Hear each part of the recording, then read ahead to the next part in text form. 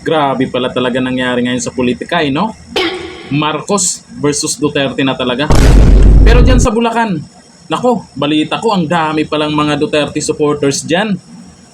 Pero bukas, merong isang Marcos na magkakaroon ng humanitarian dyan. Sana all. March 14, 15, 16. Ito po, sinabi ko lang po sa inyo kasi ako'y nagpaalala sa inyo sa mga Duterte supporters dyan.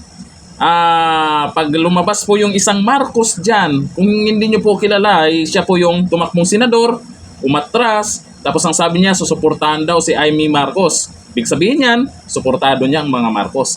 Marcos nga, di ba? Sana all. Ako'y nagpaalala lang na wag nyong gayahin yung nangyari sa Cotabato.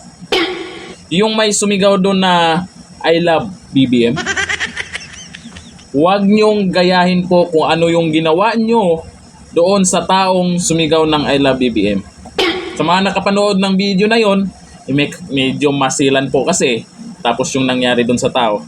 Ako'y nagpaalala lang kasi siyempre ayaw natin ng gulo.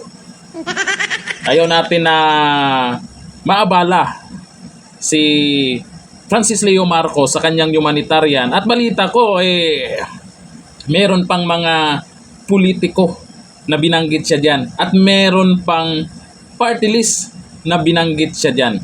Sa mga Duterte supporters dyan, ito ang tandaan yung sinabi niya dyan. Itong video. Okay. So, thank you una sa lahat sa FFCI at saka sa Semedo Esperanza Foundation at syempre yung ating kaibigan na si Mayor Amboy Manlapas. Siya po ang dahilan kung bakit tayo nagpunta ng Bulacan. Ngayon pong 14, 15, 16, gaganapin po ang isa sa pinakamalaking mega humanitarian dyan sa lalawigan ng Bulacan. Yan na. Kaya nga uulitin ko, wag nyo gayahin yung nangyari sa Cotabato dun sa sumigaw na I love BBM. Wag nyong gayahin. Kawawa naman yan. Francis Leo Marcos. Bukas po naka-schedule, March 14, 15, and 16. Mamimigay daw ng Unli salamin. Sana Unli wheelchair. At kung ano-ano pang unli. Nako, balita ko. Ay mabot ng 300,000 yung salamin. Tiraso. Sana all. Tibay, no? Kaya sana maging maayos po yung humanitarian niya dyan. Sa panahon po ngayon, alam po natin na araw-araw po nagsipaglabasan po yung mga tao, nagsisigaw, Duterte. Ito, may Marcos, lalabas sa publiko. Sana naman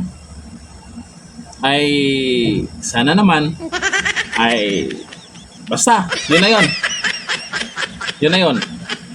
Hanggang dito lang, thank you. Bye-bye.